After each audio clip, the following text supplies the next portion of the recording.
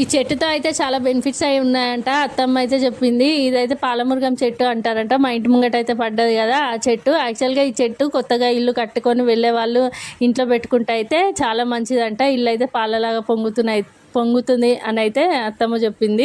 ఇంకోటి బాలింతలు ఉంటారు కదా, ఇంకా వాళ్ళైతే ఈ పండ్లు తింటే, ఈ చెట్టుకు కాసిన పళ్ళు తింటే పాలైతే మంచిగా వస్తాయంట. ఇంకా అదైతే మీకు చూపిద్దామని అయితే వీడియో తీస్తున్నాను, చూసేయండి. నా చేతిలో పట్టుకున్నా కదా అవే పండ్లు చిన్న చిన్నగా ఉంటాయి, గ్రీన్ కలర్లో, గ్రీన్ అండ్ రెడ్లో. ఇంకా అది అయిపోగానైతే ఇంట్లో మొత్తం పనులు చేసేసుకొని ఇక్కడ ఇంటి దగ్గర అక్క వాళ్ళ ఇంట్లో అయితే పుట్ట ఉంటుంది.